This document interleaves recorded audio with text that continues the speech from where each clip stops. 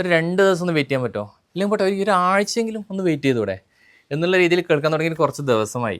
പറഞ്ഞു വരുന്ന മറ്റാരെയും കുറിച്ചല്ല. 2026 സെപ്റ്റംബർ ഇൻടേക്കിലേക്ക്, അതായത് ഈ വർഷം ഉസ്ബെക്കിസ്ഥാനിലെ യൂണിവേഴ്സിറ്റികളിലേക്ക് ഇന്ത്യൻ വിദ്യാർത്ഥികളെ എടുക്കുന്ന കാര്യത്തിൽ തീരുമാനമായിട്ടില്ല എന്നുള്ള വാർത്തകൾ കേട്ടത് മുതൽ പല വിദ്യാർത്ഥികളും അവരുടെ ആശങ്കയിലാണ്. കാരണം അവർ ഈ വർഷം ഉസ്ബെക്കിസ്ഥാനിലേക്ക് അഡ്മിഷൻ എടുക്കാൻ ഉദ്ദേശിച്ചിട്ട് അവരുടെ ഏജൻസികൾ ബന്ധപ്പെട്ടതായിരിക്കും. സ്വാഭാവികമായിട്ടും അത്തരത്തിലെ ഏജൻസികളുമായിട്ട് ഈ ആശങ്കകൾ പങ്കുവെക്കുമ്പോൾ അവർ നൽകുന്ന മറുപടിയാണ് ഞാൻ ഈ പറഞ്ഞത്. നിങ്ങളൊരു കാര്യം മനസ്സിലാക്കേണ്ടത് വെച്ച് കഴിഞ്ഞാൽ, അതേസമയം മറ്റു പല ഏജൻസികളും ഈ വർഷം ഈ പറയുന്നത് പോലെ എടുക്കാൻ തീരുമാനമായിട്ടില്ല, അതുകൊണ്ട് നിങ്ങൾക്ക് മറ്റൊരു ഓപ്ഷൻ നൽകാം എന്നുള്ള രീതിയിൽ സംസാരിച്ചുകൊണ്ട് അവരെ സേഫാക്കുന്ന ഏജൻസികളുമുണ്ട്. അപ്പോൾ ഈ രണ്ട് മറുപടികൾക്കും നിങ്ങൾക്ക് അതിന് പിന്നിൽ ഒരു ഉദ്ദേശം ഉണ്ടായിരിക്കും. സ്വാഭാവികമായിട്ടും അവർക്ക് അവരുടേതായ പ്ലാനിങ് ഉണ്ടാവും. നിങ്ങൾക്കും ഒരു പ്ലാനിങ് ഉണ്ടാകുക എന്നുള്ളതാണ്.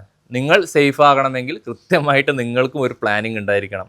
കാരണം എങ്ങാനും നിങ്ങൾ ഈ വെയിറ്റ് ചെയ്യുന്ന അവസാനം നിങ്ങൾക്ക് കൺഫർമേഷൻ കിട്ടിയില്ല എന്നുണ്ടെങ്കിൽ നിങ്ങളുടെ ഒരു വർഷം നഷ്ടമാകുന്ന ഒരു സാഹചര്യം ഉണ്ടാവാതിരിക്കാൻ നിങ്ങൾക്കൊരു പ്ലാൻ ബി ഏറ്റവും അനിവാര്യമാണ്.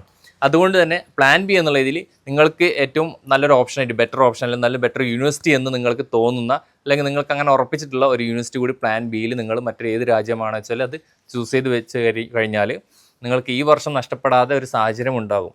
അതുകൊണ്ട് തന്നെ പ്രിയപ്പെട്ട വിദ്യാർത്ഥികളോട് പറയാനുള്ളത്, നിങ്ങളുടെ പ്ലാനുമായി മുന്നോട്ട് പോയി നിങ്ങൾ സേഫായിരിക്കുക എന്നുള്ളതാണ്. Thank you.